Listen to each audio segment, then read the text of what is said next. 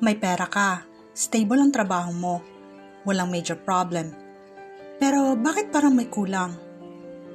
Hindi ka nag-iisa. Maraming tao ang kumikita ng maayos pero hindi masaya. At minsan, hindi mo pa napapansin na hindi ka na pala okay. Okay naman ang trabaho mo. Sumasahod ka ng maayos, nakakabayad ka ng bills, nakakatulong ka sa pamilya. Sa totoo lang, wala kang karapatan magreklamo, di ba? Pero pag uwi mo, pagod ka, kahit hindi naman ganun kahirap ang ginawa mo. Wala kang gana, kahit wala namang nangyaring masama. Parang may mali, pero hindi mo ma-explain kung ano. Minsan, hindi sweldo ang problema. Minsan, alignment. Pwede kasing okay ang trabaho mo sa papel, pero hindi siya para sa'yo. Ginagawa mo siya, hindi dahil gusto mo, kundi dahil kailangan mo. And that's the difference. External success versus internal fulfillment. Dagdag mo pa yung mindset na kinalakihan natin. Tiis lang, okay na yan. Basta may sweldo. Kaya kahit hindi ka na masaya, tinutuloy mo pa rin. So, paano mo malalaman kung hindi ka na talaga masaya sa trabaho mo kahit okay ang sweldo? Number 1, lagi kang ubos. Hindi lang pagod, ubos. Kahit hindi physically demanding ang trabaho mo, parang wala kang energy after. Pag uwi mo, wala ka ng buhay. Number 2, ang bagal ng oras. Lagi kang tumitingin sa clock. Hindi ka lang naghihintay matapos ang araw. Hindi ka engaged. Nag-survive ka lang. Number 3, hindi na ikaw sa trabaho. Parang may version ka doon na hindi ikaw.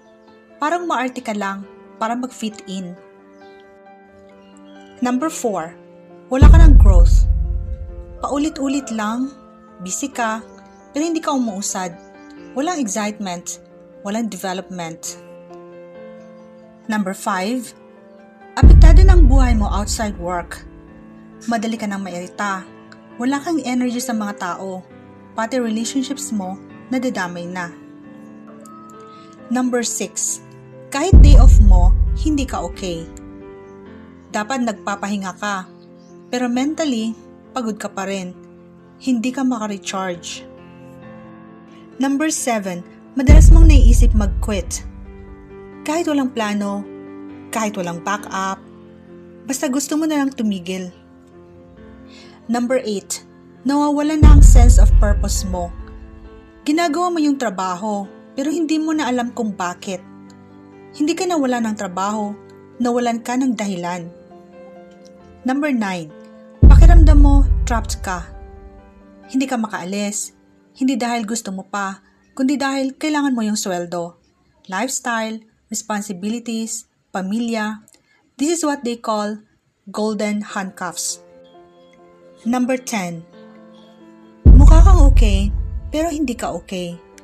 Sa paningin ng iba, successful ka. Pero sa sarili mo, wala kang maramdaman. May pera ka, pero parang kulang. Hindi ka nagkukulang, hindi ka tamad, hindi ka ungrateful. Hindi lang aligned ang ginagawa mo sa kung sino ka. Minsan, hindi mo kailangan mag-resign agad. Pero kailangan mong maging honest sa sarili mo.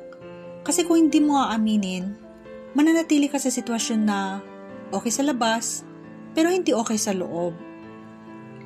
So, tanungin mo sarili mo, kung hindi sweldo ang problema, ano talaga ang kulang?